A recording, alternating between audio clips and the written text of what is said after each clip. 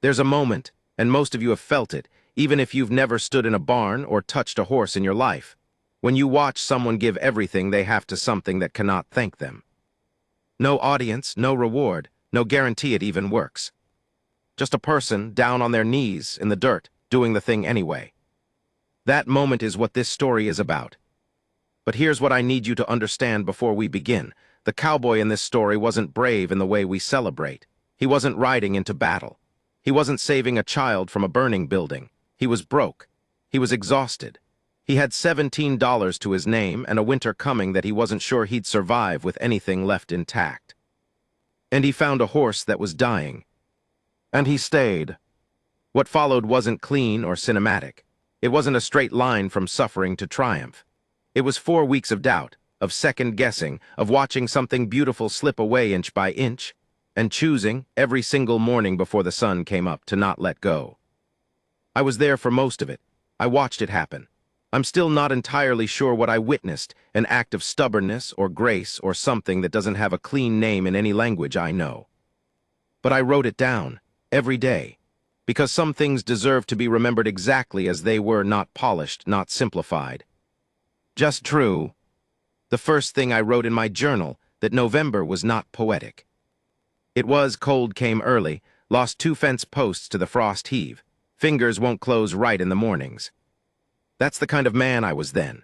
Practical in my notes, useless in my feelings, and about as good at recognizing a turning point as a post is at recognizing a storm.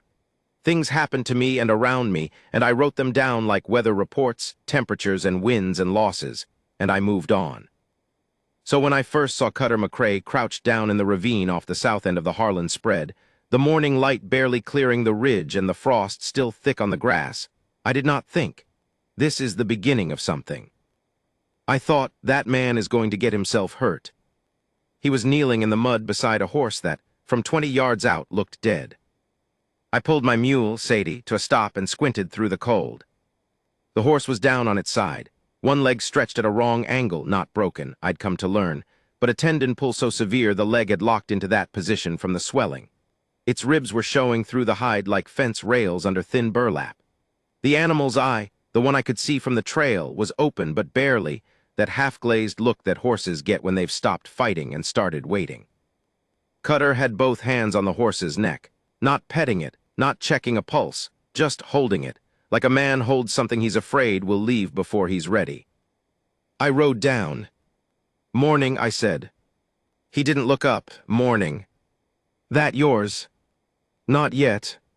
I dismounted because sitting on Sadie felt wrong in that moment. Too high, too removed. I tied her to a scrub oak and walked the rest of the way through the frozen grass, my boots leaving dark prints in the white. Up close, the horse was worse than I'd thought. A mare maybe 7 or 8 years old, bay-colored where the mud hadn't covered her. Her breathing was shallow and uneven, the kind that pauses just long enough to make you hold your own breath waiting for the next one. There were old rope burns on her forelegs that had healed badly, raised and ridged. Someone had worked this horse hard and not well. "Where'd she come from?" I asked. "Ravine," Cutter said. He nodded toward the narrow cut in the land 20 feet further on. "Fell, I think, or was pushed. Hard to say." He said it matter-of-factly, the way you might say hard to say about the weather. But his jaw was tight. "You know who she is." "No markings I recognize, no brand on the left hip, writes too muddy to read." I crouched beside him. The horse's eye tracked toward me just barely. That small movement, that tiny, exhausted effort to acknowledge something, settled in my chest like a stone. "She's in a bad way," I said. "I know. You a horse doctor?" "No. Got money to get one out here." He was quiet for a moment. The wind came through the ravine and lifted some loose straw from the frozen grass and carried it off. "No," he said. That was my introduction to Cutter McCray. I'd seen him around the county before, thin man, younger than his face suggested, maybe 32 or 33, with the kind of weathered look that comes from years of outdoor work and not enough winters with a proper roof. He wore a coat that had been mended so many times the patches had patches. His hat was good, a dark brown wide brim that someone had cared for properly, and I'd later learn it was the one thing he owned that had come from his father. He worked odd jobs, fencing mostly, some wrangling. Whatever the season offered, he took it. I knew men like him, the ones the land never quite rewarded, who stayed anyway out of some stubbornness that had outlasted every practical reason for it. What I didn't know, that morning in the ravine, was what he was capable of. We stayed with the horse for an hour. That first hour, I want to be clear, was mostly me standing there feeling useless while Cutter worked in a quiet, methodical way that I didn't understand at the time. He talked to the animal, not baby talk, not commands, just a low, continuous murmur that I had to lean in to catch. He was describing things, the frost on the grass, the color of the sky, the sound a mule makes when it's annoyed. I thought he was a little unhinged, honestly. But the horse's breathing changed, just slightly. The pauses got shorter, the eyes steadied. "You've done this before," I said. "Talked to horses most days." "Brought one back." He didn't answer right away. His hands were working slowly down the mare's neck, pressing gently, feeling for something I couldn't see. "Once," he said finally. "Mine, 7 years ago, different situation." "Different how?" "That one wanted to live," he glanced at this horse. "This one's not sure yet." The decision to move her took most of that morning. Cutter didn't have a property to bring her to, not technically. He was living in a one-room outbuilding on the Harlan spread, what old Dolph Harlan called the line shack, and what the rest of us called something less polite. 8 by 12 feet of rough-cut pine with a stove that smoked and a floor that had buckled and a roof that was honest about half its job. Dolph Harlan had let Cutter stay there in exchange for fence-mending work, an arrangement that suited both of them because Dolph was too cheap to hire proper help and Cutter was too proud to ask for charity. It had been going on for 3 years. What the arrangement did not include was a barn. There was no barn on the line shack end of the Harlan property. There was a lean-to attached to the east wall, barely large enough for a horse to stand in, no real walls on 2 sides, the roof so low you'd crack your head if you forgot yourself. But it was shelter, technically. Cutter looked at that lean-to when we finally got the mare to her feet, a process that took 2 of us and 40 minutes and left us both covered in mud. And he made a sound I couldn't quite categorize. Not despair. Not resignation. More like a man taking inventory of a problem and deciding which parts to solve first. "She can't stay out here," he said. "No. I'll fix the lean-to." I looked at the lean-to. "With what?" "I've got some boards, nails, time." "It's getting dark in 4 hours, Cutter." "Then I better start." He looked at me. "You don't have to stay." I stayed. I'm not entirely sure why. I've thought about it since, trying to find the clean explanation, and I keep coming back to the same unsatisfying answer. I didn't have anything better to do, and there was something about watching Cutter work that made me feel like leaving would be a failure of some kind. Not his. Mine. He moved with a focused economy that I associated with people who'd learned to work without backup. Every action connected to the next one. No wasted steps, no pausing to reconsider. He'd assessed the situation, made his decisions, and was now simply executing them, like a man working through a list only he could see. He sent me to the line shack for the boards he'd mentioned. I found them stacked against the back wall, salvage lumber, nothing matched, but solid enough. I carried what I could. He was already pulling down the worst of the existing lean-to structure when I got back, reframing it in his head before he'd touched a nail. We worked until the light failed. The mare stood tied to the scrub oak, watching us. I noticed she'd started tracking Cutter specifically. Not me, not Sadie, not the general activity. Him. Her head would turn when he moved, her ears adjusting. It was subtle, but it was there. I wrote it down in my journal that night. Horse is watching him, not sure what she's expecting, not sure he knows either. The lean-to, when we finished, was not beautiful, but it was solid. 3 full walls now, a patched roof, straw on the floor that Cutter had traded a morning's fence work to Dolph for, right there on the spot when Dolph had come to see what the noise was about. Dolph Harlan was not a sentimental man. He was 63, built like a weathered post, and had the conversational warmth of a fence audit. He stood at the edge of the property with his thumbs in his belt and looked at the dying horse in his newly reinforced lean-to and said with great neutrality, "That animal's not going to make it." "Maybe," Cutter said. "You're wasting your time and my straw." "I'll work it off." Dolph made a sound somewhere between acknowledgement and skepticism and walked back to his house. But he didn't say no. That, I'd learn, was as close to permission as Dolph Harlan gave about anything. I came back the next morning. I don't know what I expected. Part of me, the part that writes things down in journals and deals in realistic assessments, expected to find the horse dead. Animals that far gone often don't last the first night. The cold, the shock, the accumulated damage of however long she'd been in that ravine. But when I came around the corner of the line shack at dawn, I heard something that stopped me in my tracks. Cutter was singing. Not loud, not performative. Just a low, tuneless song, barely a melody, more like a rhythm, and the mare was standing. Unsteadily, her bad legs still bearing less weight but standing. Her head was low and her breathing was still labored. But she was upright and she was alive, and Cutter was singing to her in the pre-dawn dark like it was the most natural thing in the world. I stood there for a long moment in the cold, and I didn't go in. Some things you don't interrupt. By the end of that first week, I had settled into a routine I hadn't consciously chosen. I would finish my own work, whatever Harlan or the other spreads needed, and find myself, at the end of the day, walking toward the line shack. Sometimes I had a reason. I'd bring things, a bucket of proper grain that I'd bought with money I hadn't planned to spend, a strip of clean cloth for bandaging, a jar of the poultice that old Mrs. Fenn at the trading post swore would help the tendon. Sometimes I had no reason at all, and I just showed up. Cutter never questioned it. He'd nod and make room and hand me something to do. The mare he'd started calling her Vaz, though when I asked him why, he just shrugged and said it was what she answered to, was fighting in the way that sick animals fight when they haven't entirely decided to give up. She'd have good hours and terrible hours. The tendon was the central problem. She couldn't bear weight properly, which meant she couldn't move properly, which meant everything else. Her circulation, her digestion, her spirit was compromised. Cutter wrapped and rewrapped that leg every day, sometimes twice a day. He'd learned the technique from a man he'd worked for in his 20s. He told me once, a horse breeder in the territory who'd had a gift with broken animals.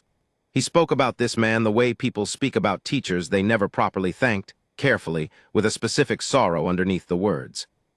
He taught you a lot, I said. He taught me the most important thing, Cutter said. What's that? He was rewrapping the tendon bandage, his hands moving with practiced patience. That the animal doesn't owe you recovery. You don't get to expect it. You just do the work and let them decide.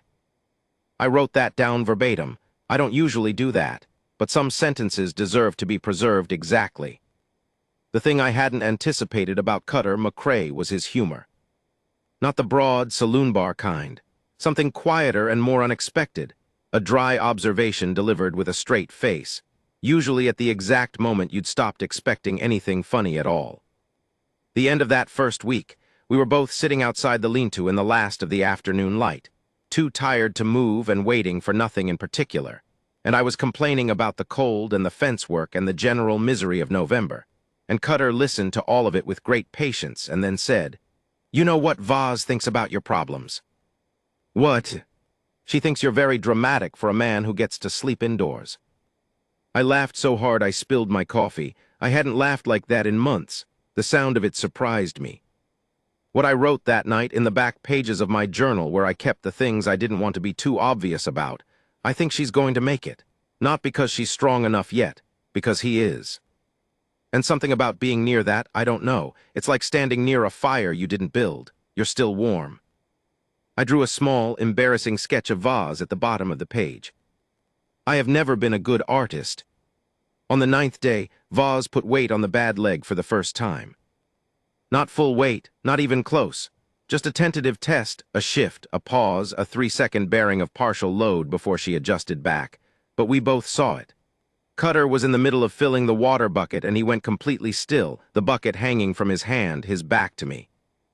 I didn't say anything. He set the bucket down very slowly and stood there for a moment, and I watched the back of his shoulders, the way they moved when he exhaled, long and careful, like a man releasing something he'd been holding onto for too long. Then he went back to filling the water bucket. "I saw that," I said. "I know you did," he said. "You going to say anything about it?" "She knows," he said. "That's enough." There's a kind of person who gives something enormous, time, money, health, sleep, without any apparent mechanism for receiving acknowledgement in return. Not because they're performing humility, just because the accounting happens somewhere else in a ledger only they maintain. Cutter was that kind. I'd tried a few times that first week to understand where the money was coming from. The grain cost something. The cloth cost something. The poultice Mrs. Fenn had given him, I found out later she'd charged him half price, which she never did for anyone because she'd watched him walk to the post 3 times in 1 week and something in his face had moved her. Even half price was money he didn't have much of. He'd taken on extra work. He was getting up before dawn and working until full dark, his own fencing jobs during the day, Dolph's jobs in the early morning, and then the care of Vaz in every fragment between. I caught him eating half rations once. I noticed because he'd have the portion of beans before sitting down, and he hadn't explained it, and when I looked at the grain sack in the lean-to, I understood. I didn't say anything about it that night. The next morning I arrived early with a sack of provisions and set it inside the line shack door without comment. He didn't comment either. When I came back in the evening, the beans had been made in a slightly larger pot. That was the closest we got to discussing it. 14 days in, on a morning when the frost came down heavier than any morning yet, and I arrived to find Cutter already outside in the gray pre-dawn light, crouched at the entrance to the lean-to with his coat pulled tight, and his hands wrapped around a tin mug going cold. I knew something had happened in the night. "Bad night," I said. He nodded slowly. "How bad?" He looked at me. There were circles under his eyes that hadn't been there yesterday, and something in his expression that I'd describe in my journal later as a man who has stared at a decision from too many angles and still can't find the right one. "She went down around midnight," he said. "Took me 2 hours to get her back up." He looked into the mug. "She fought me." Fighting's good. Maybe he was quiet, or maybe she was fighting to stay down. I sat beside him on the cold ground because that was the only thing there was to do. The wind moved through the scrub oak. Inside the lean-to, I could hear Vaz breathing, slow and rough but continuous. "Cutter," I said, "I know what you're going to say." "I'm not going to say anything," I meant it. He looked at me sideways. "I'm not," I said.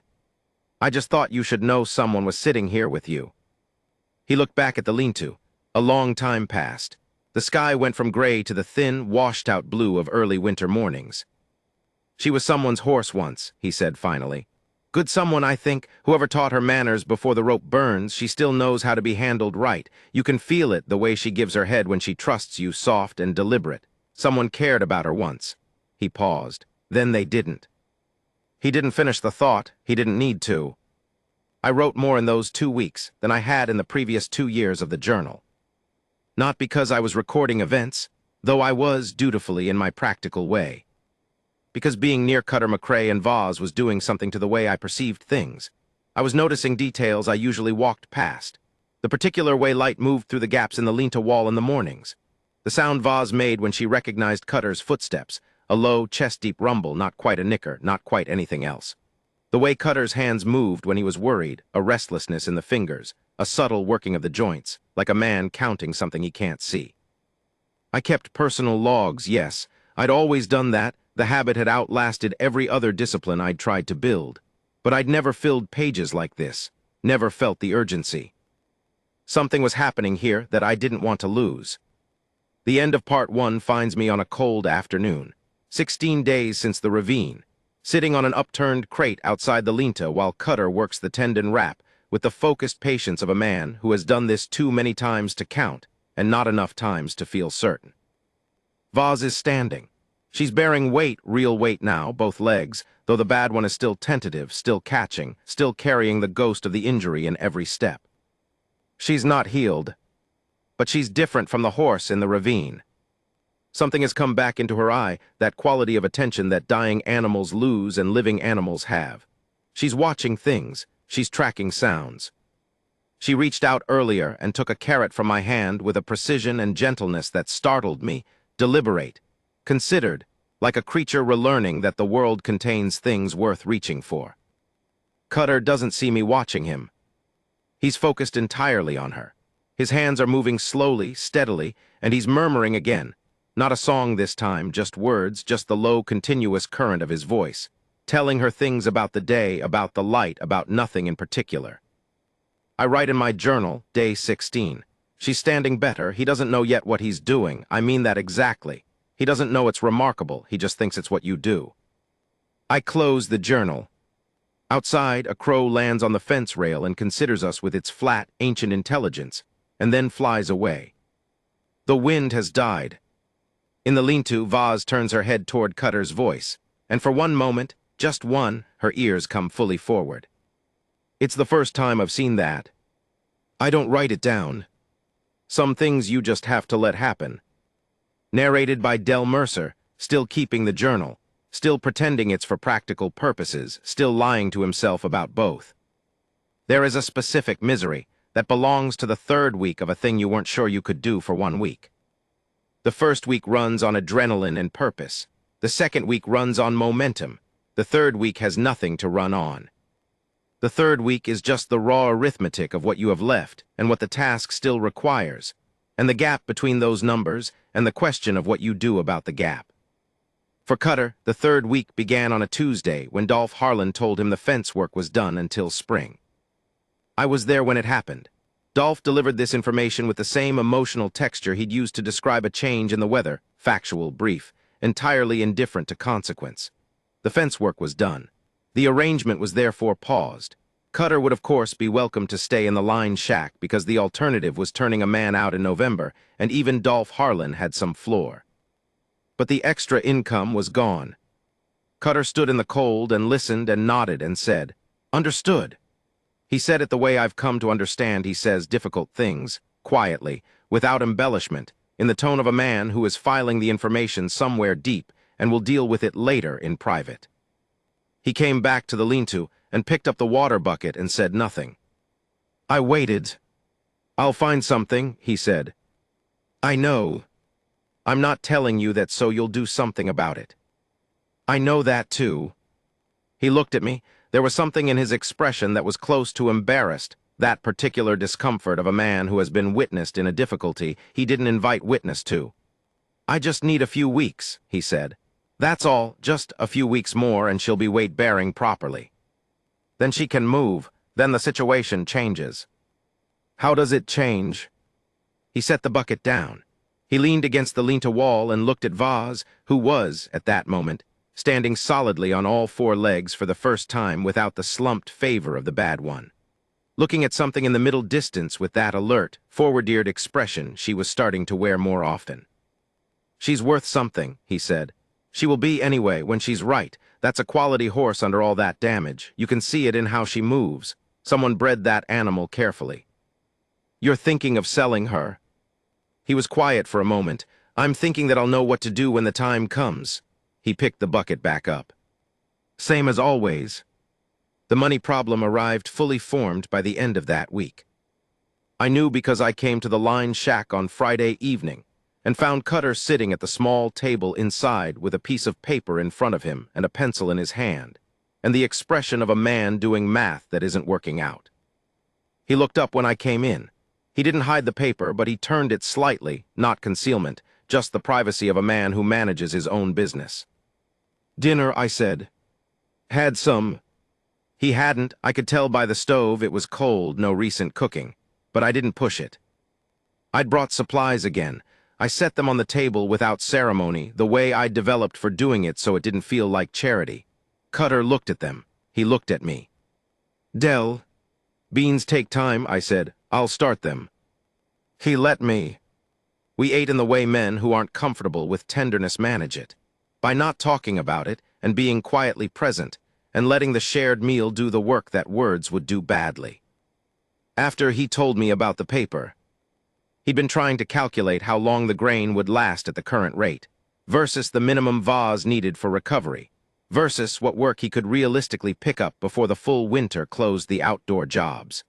The numbers, as I understood them, gave him roughly 11 days. 11 days before the grain ran out, before the math failed, before something had to give.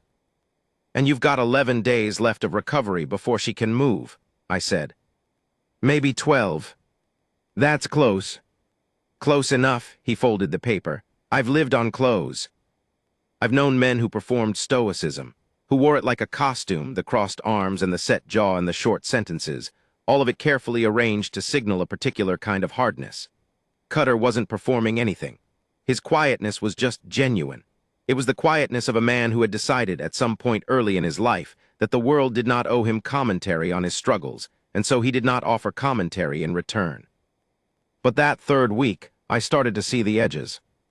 The way he'd sometimes stop in the middle of a task and just stand there for a moment, not resting, not thinking about what came next, just suspended in the middle of the action like a man briefly separated from his own momentum. He'd recover quickly, but I saw it. The way he slept less. I know this because I started coming earlier in the mornings, and I would find him already with Vaz, already working, not because she needed him at that hour specifically, but because I think the cabin was harder than the lean-to. Quieter, less to focus on. The way his hands, usually so steady when he worked the tendon wrap, would occasionally lose their rhythm. Just briefly. Just a hesitation in the fingers, a moment of recalibration before the steadiness returned. I wrote in my journal, he's running on something I can't name. Stubbornness and love and some kind of spiritual math that doesn't show up in the obvious numbers. I'm watching him choose every day not to stop. I'm not sure I've ever watched anything like it. The crisis, when it came, arrived from a direction neither of us expected. Day 21. I'd come in the afternoon to find Cutter in the lean-to with Vaz, working through the daily routine, the tendon check, the leg wrap, the walkout, the extended grooming that had become its own form of therapy for both of them. Vaz was responding to everything now. The wariness she'd carried in those first days, the flinch at sudden movements, the flattened ears, the particular tension in her neck that said I've been handled badly and I remember was softening. Slowly. Not gone, but softening. They were in the middle of the walkout, the 10-minute circuit of the area around the lean-to that Cutter had instituted when the leg was ready, when a wagon came up the track from the south. 2 men, one driving, one sitting back with his arms across his chest in the particular posture of a man who owns the ground he's looking at. I didn't know them. Cutter did from the way his body changed, a very subtle adjustment, nothing dramatic, but the kind of stillness that is not the same as calm. The man with the folded arms got down from the wagon. He was 50-ish, wide in the shoulders, with the look of a man who'd spent his life in practical work and found it had mostly agreed with him. He wore a decent coat and a hat that was newer than Cutter's. "Heard you had my horse," he said. The silence that followed was the kind that has content. Cutter stopped walking Vaz. He turned to look at the man. His hands, I noticed, stayed on the lead rope, not tensed, not dropped, just stayed. "Your horse," Cutter said. "Bay mare, tendon injury. She went missing 3 weeks ago off the Perrault spread over the ridge." He looked at Vaz with the expression of a man appraising property. "That's her." "Perrault spread," Cutter said. "You work there." "I manage it," a pause. "What I am is the man whose horse you're holding." I looked at Vaz. I looked at Cutter. I watched something move across his face, fast, complex, gone before you could catch it whole. He looked at the mare. She was standing beside him with her nose slightly forward, the way she did when she was comfortable and present and paying attention to the world.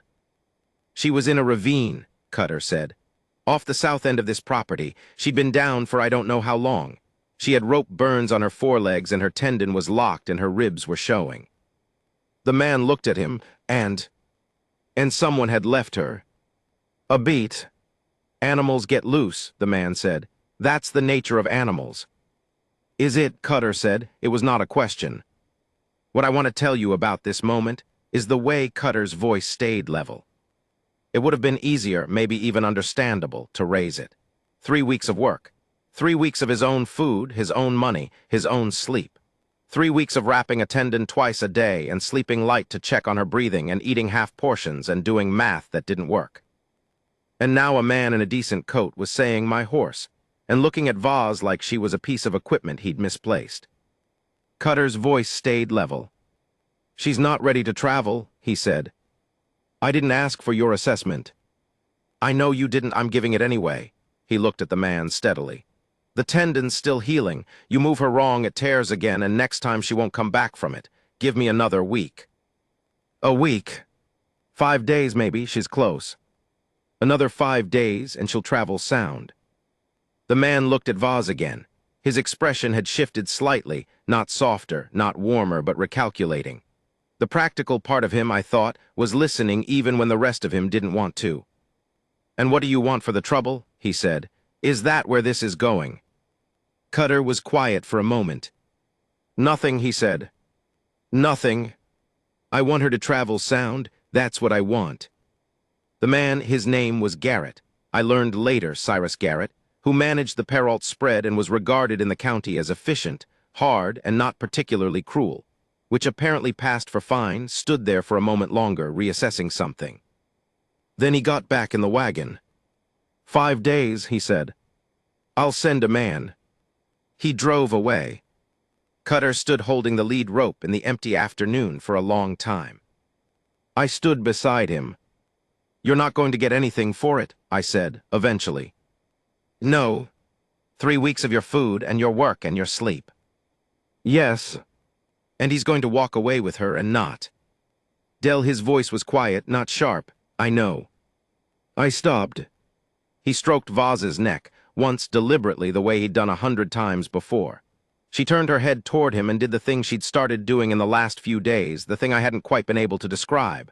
She pressed the flat of her forehead very gently against his shoulder, leaned into it, just slightly, just enough to say something that didn't have words.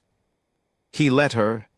"She's going to be all right," he said, quietly, as if that were the point, as if that were the whole of it. Maybe it was. I want to write carefully about the 4 days that followed, because I watched them closely and I want to get them right. Cutter did not behave differently toward Vaz after Garrett's visit.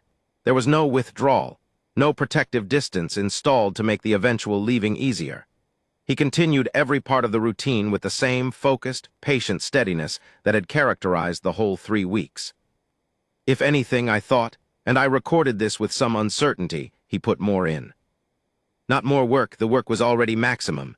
More attention, more presence. He spent longer in the evenings, sitting in the lean-to entrance with her, not doing anything in particular, just being there, talking, watching the stars through the gap in the roof they'd never fully patched. I asked him once, during those 4 days, what he talked to her about. He thought about it. "Whatever's true," he said, "that's the only rule I have." "What's true right now?" A long pause. "That it's cold and getting colder, that she's better than she was, that some things turn out different from how you thought they would, and that's not always a failure, sometimes it's just how it turns out." He looked at the stars. "That she matters, that the 3 weeks mattered regardless." "Do you believe that?" I asked. "Actually." He looked at me. "Working on it," he said. "The thing nobody tells you about caring for something, and then losing it not to death, but to circumstance, to the ordinary grinding mechanics of a world indifferent to what you've invested, is that the grief of it is hard to justify aloud. She was never his, he'd never owned her, he'd known that from the start. And yet, I thought about all the things he'd given, the half portions, the cold mornings before light, the singing in the dark, the math that didn't work but that he'd refused to stop doing. I thought about the way she'd first pressed her forehead to his shoulder, the trust that required from an animal that had been mistreated, the time and consistency and gentleness that had earned it. And I thought, there is a kind of currency that doesn't get exchanged in any market I know. That doesn't translate into anything you can hold or sell or show. And the only people who operate in it are the ones who have decided that the work is its own accounting. I wrote that in the journal. I crossed it out, too neat. I wrote it again. On the 4th day, the morning before Garrett's man was due, Vaz walked the full circuit without favoring the leg. Clean stride, even weight, her head up and her ears forward, and the quality of her movement that Cutter had once tried to describe to me and that I now understood. A precision and an ease that spoke of good breeding and good early training and a body that had somehow found its way back. Cutter stood at the end of the circuit and watched her come toward him. She stopped in front of him and dropped her nose into his cupped hands, not looking for grain, not asking for anything specific, just resting there. A habitual thing now, her version of a greeting. He was very still. I was 20 feet away, pretending to be occupied with something else entirely, and I saw his face when he thought nobody was looking. I'm not going to write what I saw there. Some things belong to the person they happen to. What I'll say is, I turned away. I found something very important to do with my hands, And I gave him that moment alone in the cold, clear morning with the horse he'd brought back from a ravine in the dark. Garrett's man came the next day, as promised. Young man, competent-looking, who had the grace to arrive quietly and to assess Vaz without theatrics, and to say, with genuine acknowledgement, "She's in better shape than I expected." "She's ready to travel," Cutter said. "You did good work here." "She did the work," Cutter said. The young man looked at him, a considered look, the kind that recalibrates something, and nodded. The transfer of the lead rope was brief, practical. Vaz went willingly with the new man, not eagerly, not reluctantly, just with the steady, considered cooperativeness of an animal that has learned, over 3 weeks, to trust the slow and careful thing rather than the fast and forceful one. She'd carry that, I thought. She'd carry the lesson of it. Cutter stood at the edge of the lean-to and watched her go. He didn't watch long. He turned back after a minute and began the work of cleaning out the lean-to, methodically, practically, without ceremony. I stood there watching him for a moment. Then I picked up a bucket and helped. We worked without talking for a while. Eventually I said, "What happens now?" "Same as before," he said. "Work, Winter, figure out the next thing." "The lean-to's empty." "Yes, it is." "You going to do something with it?" He considered this. "Maybe," he said. "It's a good lean-to now, better than it was." I looked at the structure we'd built, the 3 solid walls, the patched roof, the packed earth floor. He was right. It was better than it had been. "Cutter," I said. "Did it matter? I mean, outside of her being okay. Did it matter to you?" "What you did?" He stopped what he was doing. He looked at the empty lean-to for a long time. "I think so," he said. "I think it probably always will." Narrated by Del Mercer, whose journal is nearly full, who has been writing about a horse and a man and trying to figure out what he's actually been writing about. December came down like a judgment. The first real snow of that winter arrived on a Thursday, not the tentative dusting that November had thrown a few times, half-hearted like a man testing whether you're paying attention, but the real thing. Committed. The kind that changes the sound of the world by 8 in the morning, that turns the fence lines into soft white suggestions of themselves, and makes the distance feel larger and the sky feel lower. I was at the line shack when it started. Not for any particular reason. Cutter had taken on work at a spread 15 miles east, a week's contract checking fences before the winter sealed everything, and I'd offered to look in on the place while he was gone, though there was nothing to look in on. The lean-to was empty, the line shack locked. I had no real purpose there. But I went anyway, stood in the snow and looked at the lean-to. The straw Cutter had laid was still inside, matted and compressed from use. The water bucket hung on its hook. The groove where Vaz had consistently stood, the spot she'd always chosen with her nose toward the south gap, was worn into the earth in a distinct, legible way. A record. I stood there a long time. It had been 12 days since she'd left.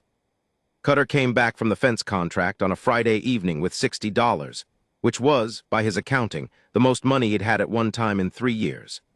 He arrived at the line shack with snow on his hat, and a tiredness in his face that ran deeper than 1 week of fence work, and he sat at the small table and set the money on it, and looked at it the way a man looks at a thing he's worked hard for and isn't entirely sure what to do with. I'd made dinner, he ate it. We talked about the fence work, about the weather, about nothing in particular. After a while, he said, "Garrett came by the east spread." I looked up. "Yesterday," he said, "came to see the owner about something, and when he saw me working, he stopped." Cutter paused. He had his hat in his hands. That's the only way I can describe it. The man had his hat in his hands. "What did he say?" "He said Vaz arrived sound." Cutter looked at the money on the table. "He said she'd settled back in faster than he expected, that she was eating well, moving well." He paused again. "He said whoever worked on the tendon knew what they were doing." "That's all." "No," Cutter was quiet for a moment. "He left something for me with the owner of the east spread, said to make sure I got it." He reached into his coat and set something on the table beside the money. A leather cord. On it, a small carved piece of bone, a horse shape, rough but clear, done with obvious care by someone who'd looked at a lot of horses. "Said his wife made it," Cutter said. "That she makes one for every animal they lose and everyone they get back. Said he'd told her about Vaz and she'd insisted." I looked at the carving, small enough to fit in a palm, the shape of a horse with its head raised. "She sounds like a decent person," I said. "Seems like it," Cutter said. He picked up the carving and turned it in his fingers. "Garrett isn't all bad either. I think he's just a man who doesn't know how to say the thing he means until someone shows him what it looks like." I thought about that. "Do you believe that?" I asked. "Or are you being generous?" He set the carving down. "Maybe both," he said. The days after that were quiet in the way that follows a long, sustained effort. The specific quiet of a person who has been running hard towards something and has now stopped and doesn't quite know what their body does when it isn't running. I noticed it in him, a loose quality to his time. He always worked, but there was a different texture to it, less propelled. He ate more, slept more, moved more slowly through his mornings, the body reclaiming what it was owed. I noticed it in myself too, though I didn't expect to. The routines I'd built around the lean-to and vase and the daily rhythms of the recovery, they had a shape, and when the shape went, I felt the absence. Not grief exactly, something more like the mild disorientation of a purpose that has resolved. I was filling the journal faster than I ever had. I'd look at a page I'd written a week before and find details I'd forgotten I'd noticed. The angle of morning light through the linta gap, the specific sound vase made when she was thirsty versus when she was bored, the way Cutter's shoulders dropped slightly when he was in the linta versus when he was anywhere else. I'd been paying attention in a way I usually wasn't. That was the thing. Something about the whole experience had altered my attention. I didn't know yet what to do with that. 3 weeks after Vaz left, Dolph Harlan stopped me at the property line. Dolph, as I've mentioned, was not a man who sought out conversation. When he stopped you, it meant something. He stood with his thumbs in his belt and his eyes on the middle distance and said, "McCray still staying in the line shack?" "Far as I know," I said. "Winter rates are different," he said. "I was thinking $20 for the whole winter, running to spring thaw, line shack, and the lean-to." I looked at him. "That's below what it's worth," I said. "I know what it's worth," he said, in the tone of a man who has considered this and made his decision and will not be discussing the reasoning. "You going to tell him, or should I?" I told him. Cutter received this information with his characteristic stillness, the processing that happened below the surface while the surface stayed level. "Dolph told you to tell me," he said. "Yes. He didn't come himself." "No." Cutter thought about this. $20. For the winter. He looked at the $20. He looked at the 60 from the fence work. He looked at the small horse carving that was sitting on the windowsill, which was the only place I'd seen him put it. "Dolph is not a sentimental man," Cutter said. "No," I agreed. "He did that because he thought I needed it." "I think so." "He's not wrong," Cutter said. He said it without shame or discomfort, which struck me. As if having a need and acknowledging it were just information, neutral and factual, and what you did with that information was the actual question. "What are you going to do with the winter?" I asked. He looked at the linta through the window. "Fix it properly," he said. 4 walls, decent roof. The stove's salvageable if I rework the flue. "You're going to put in a proper stall." He looked at me. "If you're going to do something," he said, "do it so the next one doesn't have to start over." I've thought about that sentence more than anything else from that winter. If you're going to do something, do it so the next one doesn't have to start over. There's a whole philosophy in it if you want one, or it's just practical thinking from a man who had nothing else to build on except what he'd already learned. Maybe those are the same thing. He spent January on the lean-to. I helped when I could. We built it out, real walls, a real roof, a proper door, a feed storage nook in the back corner. The floor we packed tight and covered with fresh straw that Dolph, with the same indifferent generosity as before, had available for an extremely reasonable price. When it was finished, it was a small barn, not a grand one, but solid and clean and built with enough care that every joint was right and every board fit the way it was supposed to. Cutter stood in the doorway when we were done and looked at it for a long time. "Good," he said. That was all. In February, a man named Aldous Webb came through the county, a horse trader, known in the region for dealing in animals that had seen hard use and needed a capable hand before they could move on. He'd heard, through the specific and efficient gossip network of the rural West about the bay mare and the tendon and the line shack. He rode up one afternoon and introduced himself and made a proposition. He had, he said, occasional animals that needed exactly what Cutter had provided Va's careful, patient rehabilitation before they could be worth anything. He was prepared to pay for that service reasonably on a per animal basis. He'd provide the animal, the initial assessment, and the return transportation. Cutter would provide the barn, the time, and the skill. Cutter listened to all of this. "What kind of animals?" he said. "What I find. Usually horses, sometimes mules. Usually tendon or hoof issues from overwork. Sometimes disposition problems, animals that have been handled badly and need to learn the world differently before they'll be useful to anyone." Cutter nodded slowly. "What's your process?" Aldous asked. Cutter thought about it. "Talk to them," he said. "Do the work, let them decide." Aldous Webb looked at him for a long moment, with the expression of a man filing something away. "All right," he said. The first animal came in March. A gray gelding, 8 years old, with a hoof abscess that had been treated incorrectly and left a weeks-long lameness that had made him impossible to work. The man who'd owned him had given up and sold him cheap, and Aldous had picked him up and driven him straight to the line shack. Cutter walked him around the small barn, checked his feet with the same deliberate patience I'd watched through all of November, stood with him in the quiet for a while. Then he came out and said, 6 weeks, maybe 8. Depends on what he needs. "What do you need?" Aldous said. "Grain feed for the poultice, access to a farrier."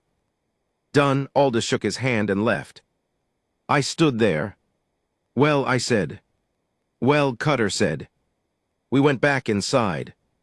The gray gelding's name, as established by Cutter within approximately 24 hours on the basis of no discernible logic that he would explain to me, was Reason.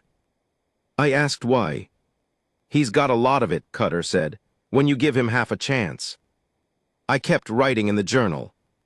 I was on my 3rd one now, the original my mother had given me, and 2 I'd bought at the trading post with money I'd earmarked for practical purposes and redirected without quite noticing.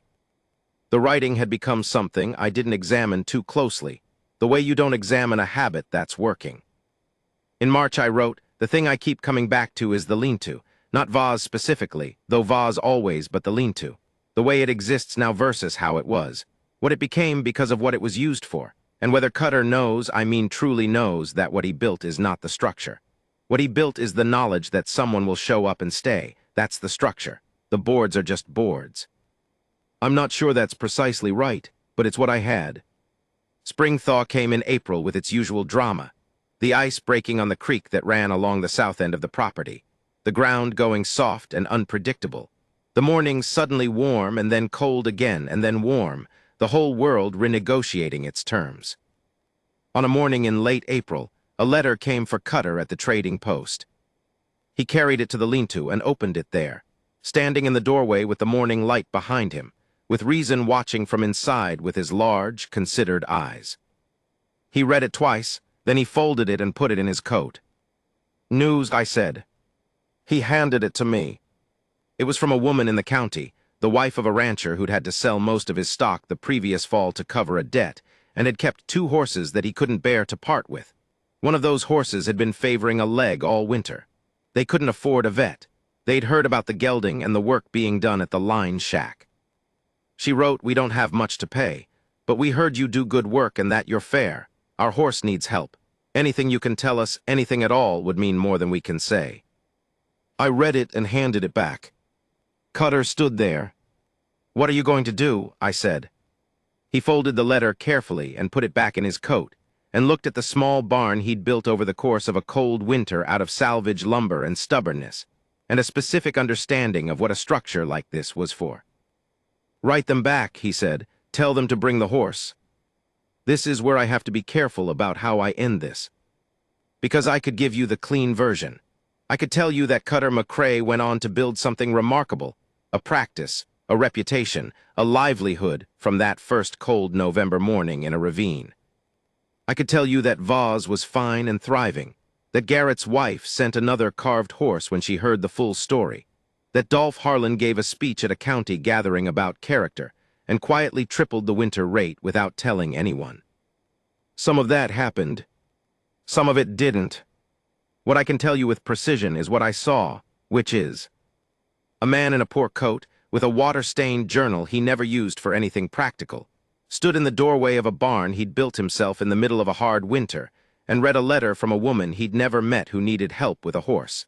And he said, without hesitation, "Bring the horse." I was there. I'm the one with the journal. The last thing I wrote that April in the final pages of the third notebook was this. I've been trying to figure out what to call what I watched this winter. Courage seems too large. Kindness seems too small. Stubbornness is accurate but insufficient. Maybe it's just the thing itself, the particular act of choosing to stay when the math doesn't support it, and doing the work anyway, and building the space for the next thing to happen in. Not heroism, not strategy, just the daily decision to show up. I don't have a word for it. I'm going to keep looking.